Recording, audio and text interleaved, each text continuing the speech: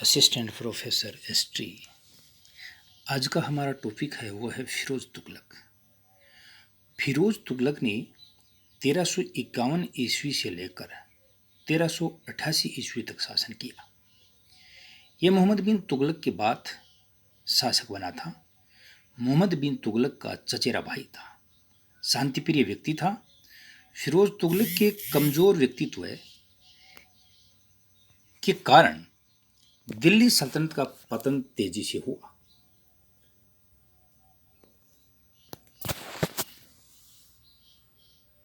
उसने पृथक हुए क्षेत्रों को जीतने के लिए कोई गंभीर प्रयास नहीं किए, सिर्फ बंगाल व सिंध के असफल सैनिक अभियान किए। इसलिए यह कहा जा सकता है कि उसने प्रशासन में तो बहुत काम किए होंगे, लेकिन वह एक अच्छा सैनिक नहीं था। फिरोज अपनी धार्मिक कट्टरवादी नीति के कारण भी प्रसिद्ध था। उसने ब्राह्मणों पर भी जजिया कर लगाया। अब तक किसी भी मुस्लिम शासक ने ब्राह्मणों पर जजिया कर नहीं लगाया था। फिरोज की मां हिंदू राजपूत महिला थी। फिरोज के पिता का नाम रजब था। अब यह सोचने वाली बात है कि जो हिंदू मां से पैदा हुआ बच्चा अगर दिल्ली का सुल्तान बन गया तो उनके सामने समस्या हमेशा यह रहती थी कि उसे हमेशा यह सिद्ध करना है कि वह एक सच्चा और कट्टर मुसलमान है। हिंदुओं के प्रति उसकी सिंपैथी कोई नहीं है, क्योंकि ऐसा वो करेगा तो इसका सीधा सा मतलब है कि वो मुसलमानों का विश्वास जीतता रहेगा और उसी के बल पर वह शासन करता रहेगा। इसलिए फिरोज तुगलक के बारे में कहा जाता है कि हिंदुओं के प्रति जो भी कार्य उसने किए वह अपनी इसी कुंठा को लेकर उसने किए। उसने इस्लामी कानून में अनुमति प्राप्त केवल 4 करों को ही वसूल किया। ये कर थे खराज, जजिया, जकात और खुम्स। कम से कम 23 अबवाब या करों को गैर इस्लामिक मानकर उसने हटा दिया था। उसने मोहम्मद बिन तुगलक द्वारा प्रदत्त तकाबी ऋण, जिसका दूसरा नाम सौंदर्य भी है, को माफ कर दिया। ये ऋण कब दिए थे?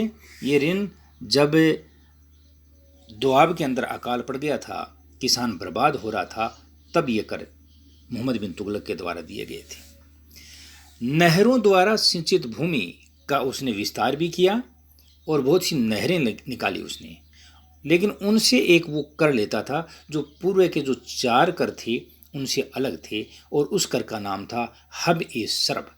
ये कर फिरोज तुगलक ने लगाया था। ये उपज का 10वां भाग होता था, यानी 10 बोरी अनाज होती हैं तो 1 बोरी इस कर के रूप में सुल्तान लेता था। उसरी भूमि पर उपज का 10वां हिस्सा कर लिया जाता था। उसरी भूमि वो होती थी जो भूमि के अंदर जो उपज होती थी, उस उपज भूमि यानी उसरी उपज करने वाली भूमि, उसका भी 10वां हिस्सा लिया जाता था, यानी उपज का 10वां हिस्सा। फिरोज ने सरकारी पदों को वंशानुगत बनाया। सैनिकों को वेतन के बदले जागीर देने की प्रथा को फिर से शुरू किया। अपनी आत्मकथा फतुहात फिरोज़शाही में फिरोज ने कहा है कि सर्वशक्तिमान अल्लाह जब अपने सेवकों की आजीविका वर्दा अवस्था के कारण वापस नहीं लेता, खुदा का बंदा होने के नाते भला मैं अपने वर्द सैनिकों को पदच्युत कैसे कर सकता हूँ। ये उनकी एक ऐसी नीति थी जिसमें उसने अपनी सेना व सैनिकों को खुश करने की नीति थी ताकि वो उनमें विश्वास करे। लेकिन इनसे आपको ये बता दूं कि योग्य पिता का बेटा योग्य नहीं हो सकता है, लेकिन जरूरी नहीं है। इसलिए ये कोई जरूरी थोड़ी है कि एक पिता जो योग्य सैनिक था तो उसका बेटा भी योग्य सैनिक होगा। लेकिन ये वंशानुगत जो नौकरियां कर दी उसने, उनसे ये हुआ कि बहुत सी जगह अयोग्य व्यक्ति आ गए और उसके प्रशासन में शिथिलता आ गई। इसलिए ये उसका जो कार्य था वो उसके राज्य के पतन का ही कारण बना। फिरोज ने सैनिक पद व जागीर वंशानुगत कर दी। वर्द व असक्षम सैनिक अपने पुत्र, दामाद या एजेंट को अपने स्थान पर सेना में भेज सकता था, और ये जा करके, क्योंकि अगर ये योग्य नहीं थे तो ये प्रशासन के लिए बड़ी आफत थी। फिरोज राजकीय सिपाहियों को राज्य के राजस्व अधिकारियों से अपना वेतन प्राप्त करने के लिए इतलाक नामक हुंडी देता था, यानी ये एक तरह से उनके वेतन का एडजस्टमेंट था। इतलाक नामा लगान से वेतन प्राप्त करने वाला नियुक्त पत्र होता था, जिसे फिरोज तुगलक ने चलाया। जब कोई सैनिक इतलाक नामा लेकर लगान वसूल करने वाले राज्य के कर्मचारियों के पास जाता तो उसे लगान का 50% हिस्सा दिया जाता था। ये थोड़ी सी जगह दे दी जाती थी कि इसका राजस्व तू लेगा, यही उनका वेतन था। अफीफ के अनुसार सुल्तान ने एक घुड़सवार को एक टंका दिया ताकि वह सेनापति को रिश्वत देकर अपना घोड़ा पास करवा सके, और उसने घोड़ा पास करवा भी लिया था। अब ये एक चीज ऐसी आई उसके सामने कि उसकी सेना या उनके राज्य में भ्रष्टाचार भी था। ख्वाजा हिसामुद्दीन जुनैदी के अनुसार फिरोज के शासन में वार्षिक आय 6 करोड़ 85 लाख थी। ये उन्होंने नापा था, उनको आकलन किया था। अफीफ के अनुसार फिरोज ने ही हिसामुद्दीन को साम्राज्य की वार्षिक आय निर्धारित करने का यह कार्य सौंपा था, और उसने यह कार्य बखूबी किया था।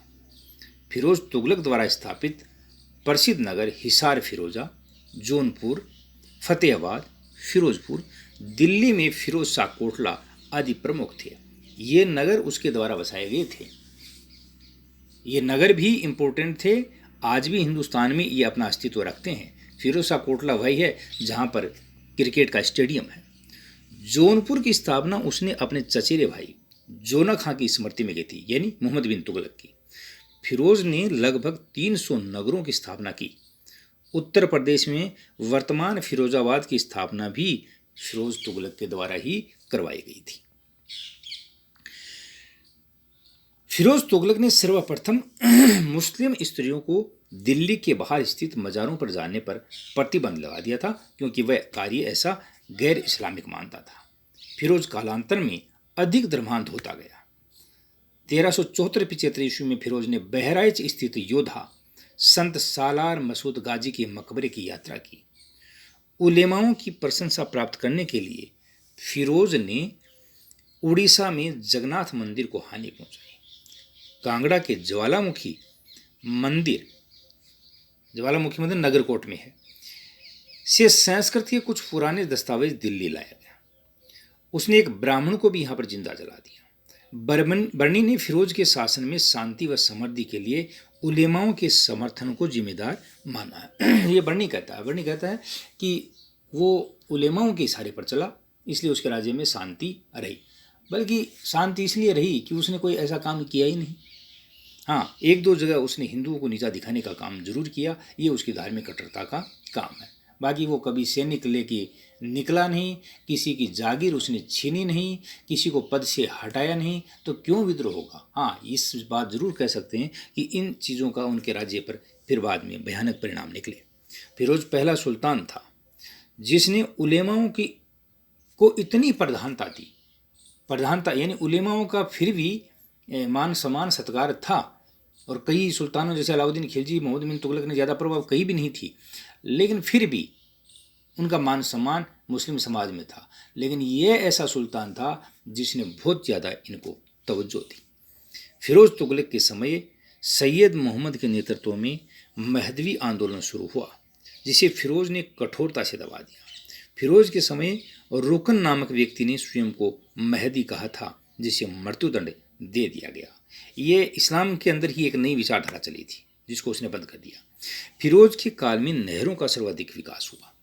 दिल्ली, हिसार, सिरसा व हांसी के क्षेत्रों में नहरों का जाल बिछाया उसने। नहरों से काफ़ी सिंचाई होती, जिससे कई लाखों की कमाई उसको होती थी। फिरोज ने 5 बड़ी नहरों का निर्माण करवाया। दिल्ली से हिसार, सतलज से घग्गर, सिरमौर से हांसी, घग्गर से फिरोजाबाद और यमुना से फिरोजाबाद। उसने फलों के 1200 बाग लगवाए, जिनसे लगभग 1,80,000 टन की आय होती थी। राजवाही व उलग खानी सबसे महत्वपूर्ण नहरें थी। सबसे लंबी नहर सतलज से हांसी तक थी, जो 200 किलोमीटर लंबी थी। फिरोज तुगलक को गुलामों का बहुत शौक था। अफीफ के अनुसार उनके पास 1,80,000 गुलाम थे। फिरोज ने गुलामों के लिए पृथक एक विभाग बना रखा था जिसका नाम था दीवान ए बंदगान। ये दासों की ही देखभाल करता था ये विभाग, और ये दास ही फिर बाद में उनके पतन के कारण भी सिद्ध हुए थे। इन दासों पर इतना खर्च होता था कि राज्य के कोष से भारी धन निकाला जाता था। फिरोज ने दासों के निर्यात व व्यापार पर प्रतिबंध लगा दिया कि राज्य का कोई भी दास निर्यात नहीं किया जाएगा। अनाथ व विधवा मुस्लिम स्त्रियों की सहायता हेतु दीवान खैरात की स्थापना की। ये विभाग गरीब मुस्लिम लड़कियों के विवाह में मदद करता था। फिरोज ने अपने को खलीफा का नायब पुकारा। खलीफा का नाम सिक्कों पर अंकित करवाया। 2 बार खलीफा से खिल्लत प्राप्त की। खिल्लत खलीफा द्वारा जो भेजा गया वो सामान होता है, सामान भी कह सकते हैं, क्योंकि सम्मान का जो सामान आता है उसको खिल्लत कहते हैं, जिसमें कपड़े वगैरह इस तरह का होता है। पहली बार दिल्ली सल्तनत के किसी सुल्तान ने अपने को खलीफा का सहायक यानी नायब कहा। खलीफा ने उसे सैयद उस सलातीन की उपाधि दी थी। फिरोज ने अपने खुतबे में कुतुबुद्दीन मुबारक शाह खलजी को छोड़कर से सभी सुल्तानों का नाम अंकित करवाया। मुबारक शाह खलजी ने स्वयं को खलीफा घोषित किया था, अतः उसका नाम उसने अंकित नहीं करवाया। वजह ये थी, ये अलाउद्दीन खिलजी का उत्तराधिकारी था और उसने अपना नाम अंकित करवाया था किस पर, सिक्कों पर, अपना खलीफा का नहीं। और उसने खलीफा की कभी परवाह नहीं की थी, अपने आप को ही खलीफा कहा उसने। इसलिए उसको छोड़ करके सभी सुल्तानों को उसने खुतबे में जगह दी। इलियट व एलिफिस्टन ने फिरोज को सल्तनत युग का अकबर कहते हैं। इसका भी कारण है क्योंकि जिस तरह से अकबर के काल में शांति व्यवस्था बनी रही, इसके काल में भी शांति व्यवस्था बनी रही। यहाँ यह जरूर कहा जाना चाहिए कि अकबर ने अपनी जनता को यानी संपूर्ण जनता को अपनी जनता समझा और उसके कल्याण के लिए कार्य किए।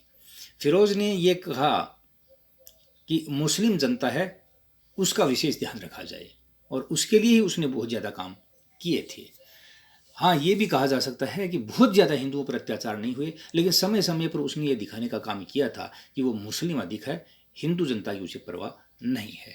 इसलिए इन 2 इतिहासकारों ने उसे सल्तनत युग का अकबर तो कहा है, लेकिन ये पूर्णतः अकबर के बराबर इसको खड़ा नहीं किया जा सकता ये। लेकिन फिर भी ये जनरल नॉलेज के लिए क्वेश्चन है कि सल्तनत का युग का अकबर किसे कहा जाता है? फिरोज तुगलक। ये फिरोज तुगलक उसको उसके शांतिपूर्ण नीति व लोक कल्याण के कार्यों के लिए कहा जाता है। ये कुछ भाग इसका बच गया है जिसका अध्ययन हम अगले वीडियो में करेंगे। धन्यवाद।